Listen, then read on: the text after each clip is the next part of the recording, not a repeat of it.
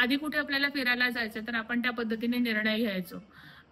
त्यावेळेला असं कधी कोणाला वाटलं नाही, की हा एकच व्यक्ती निर्णय घेतोय. पण आता ती भावना बऱ्यापैकी आहे. कारण आता इथे प्रत्येकाची स्वतःची मतं आहेत आणि ती मतं विचारात घ्यायला आपल्याला आता शिकायला फार आवश्यक आहे. शिकणं फार गरजेचं आहे.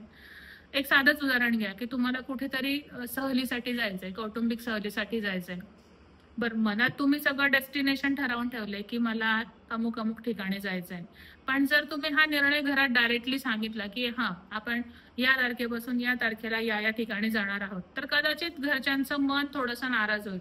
पण तेच तुम्हाला शेवटी जे ठरवायचं तेच तुम्ही करणार आहात. पण तरीही त्या बाबतीतली जी काही मत आहे तुम्ही विचारात घेतली. म्हणजे घरच्यांना विचारलं, की मुलांना विचारलं, की तुला कुठे जायचंय? तर मुलं वेगळे ठिकाण सांगतील.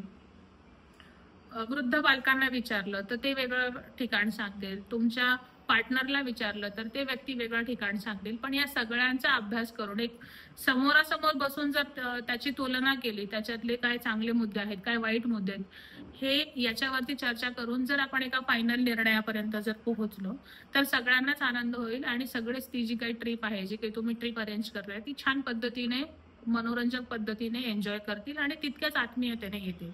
पण जर तुम्ही सरसकट निर्णय सांगितला, की नाही आपण या तारखेला इथे जाणार आहोत, तर प्रत्येकाच्या मनात ती भावना येईल, की नाही माझा विचार केला गेला नाही, पण मला तर इथेच जायचं होतं. आणि मग कदाचित असे आपण प्रसंग बऱ्याच ठिकाणी बघतो, की एखाद्या सहलीला तुम्ही गेलेले आहात आणि फक्त आई-वडील दोघंच जण एन्जॉय करतायत आणि मुले कुठेतरी झाडाखाली बसून किंवा कारमध्ये बसून मोबाईलमध्ये गेम खेळतायत. कारण त्यांना तिथे येण्यात काहीच इंटरेस्ट नसतो. सो अशा पद्धतीच्या बऱ्याच घटना आपल्या कुटुंबामध्ये होत असतात.